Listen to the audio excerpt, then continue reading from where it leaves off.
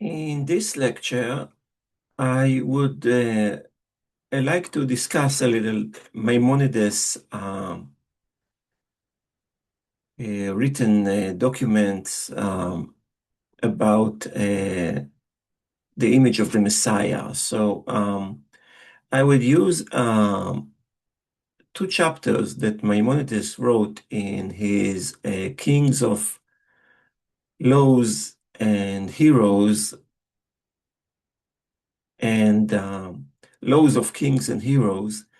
And in the last two chapters of this book, he discussed the Messiah's figure. And it was quite a revolutionary view of who will be the Messiah and what will be his duties. And it was quite different from the popular expectations of some kind of a figure who is out of nature, a figure who will change nature, a figure who would, create miracles and create great changes that will be above nature. In popular Jewish teachings, um, the end of times, the messianic times, were kind of viewed as a miraculous event that suddenly all the Jews would leave their exile and go back to Jerusalem, and even in some Jewish art, for example, the image of how this would happen would be like great eagles will come and the Jews will come and sit on their wings, and the eagles will fly and take them to Jerusalem. And this was like the popular image of how it's going to happen, how and what's going to happen. So it basically was an expectation of a miracle. And Maimonides wanted to cool down those miraculous expectations. And in his lifetime, he actually had to deal with some messianic outburst that took place in Yemen. And he sent them a letter telling them, to stop those expectations and don't expect miracles to happen. Don't expect things to happen, outside of nature, because it may end up very poorly eventually. So you might as well not develop those expectations. So let me go to the slide, and we'll start with just a few words about Maimonides. This is a very common, picture of how he looked like, although, he lived in a period when there were no pictures. So this is kind of like, an imagined depiction of his image. And what we know about him, Maimonides, he was a philosopher, a Torah scholar, and a physician. During his lifetime, he introduced Greek philosophy into Judaism. And in his lifetime, those things were considered quite heretical. But later, after his death, the things that he wrote about Greek philosophy and his discussion, the way he merged Greek philosophy with Jewish teachings, it became quite a significant work of creative philosophy. He was also a Torah scholar, and to some extent, his philosophical career and his rabbinical career was standing in some kind of tension and contradiction, and many scholars have written about this tension between Maimonides the philosopher and Maimonides the rabbi, and which were two different personas. But it was not just this and that; he was also a physician, and he had a high rank physician appointment in the king's palace. He was considered to be the physician of a king. I don't remember exactly whom. And he was born in Spain, but he lived most of his life in Egypt. So he lived among Muslims most of his life. And he is considered a very influential figure in Jewish history and a very influential figure in Jewish teachings. So, as said, he wrote a lot and he discussed the Messiah in few documents.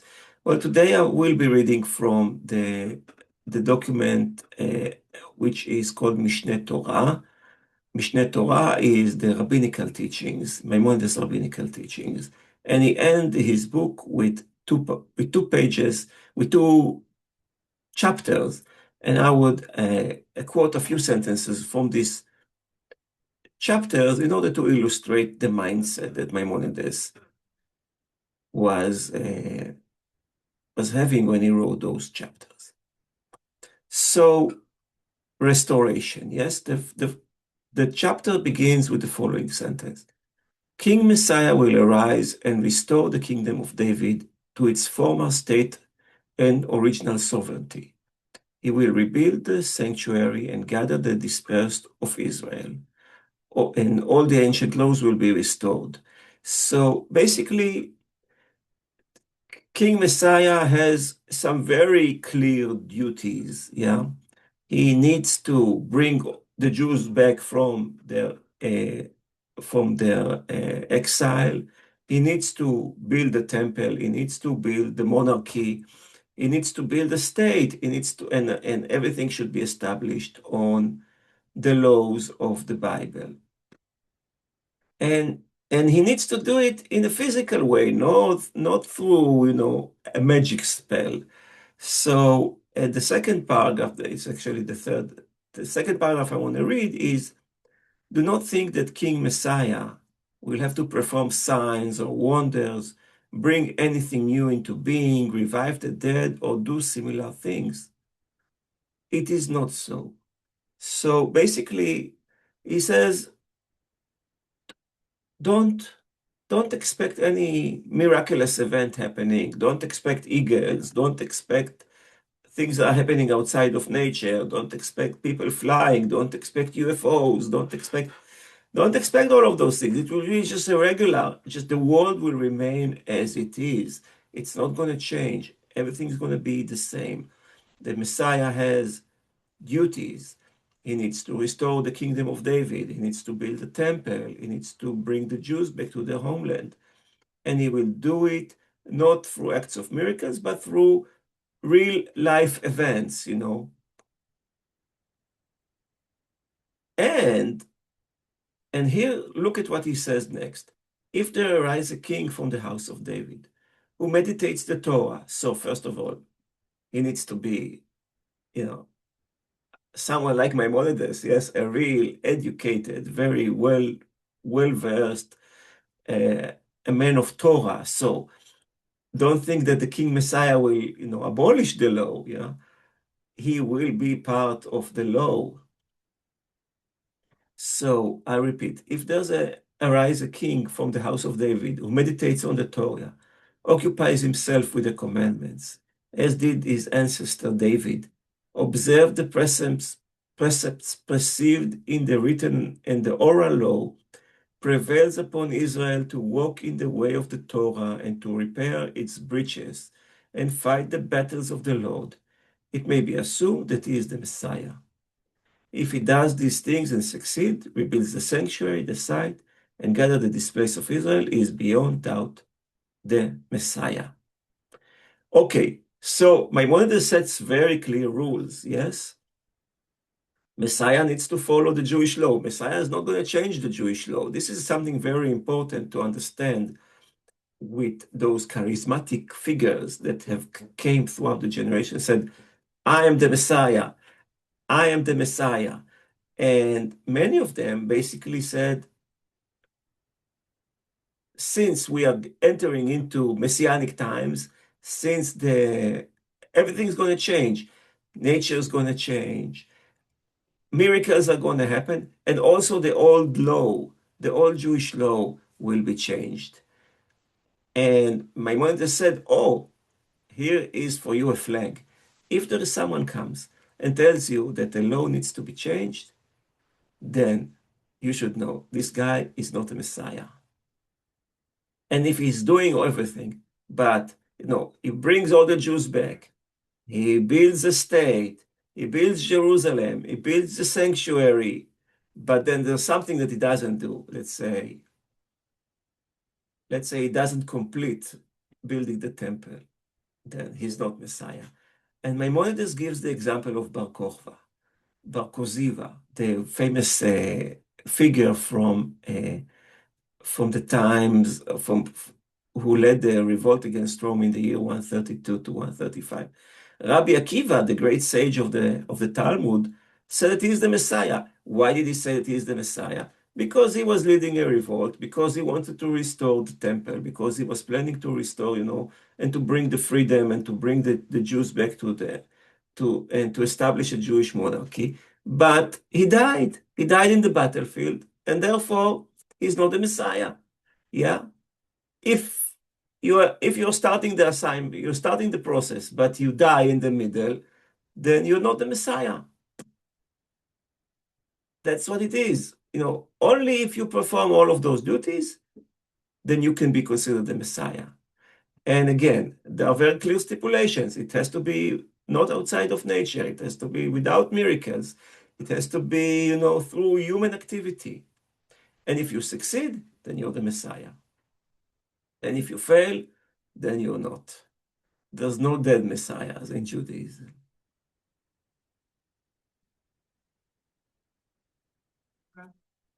Okay, so here is a few more statements about, what's not going to happen at the end times. Let no one think that in the days of the Messiah, any of the laws of nature will be set aside, or any innovation be introduced into creation. The world will follow its normal course. Yes? So it kind of repeats what we read earlier, and it said it very bluntly. Yes? No miracles, nothing of that side, no change of nature. The world will follow its normal course. So the only difference between yesterday and tomorrow will be a temple in Jerusalem. There will be a Jewish kingdom. There will be a king, a Jewish king back. There will be a temple in Jerusalem when everyone can worship God. Yes, that's the only thing that's going to happen, and this will be counted as messianic times.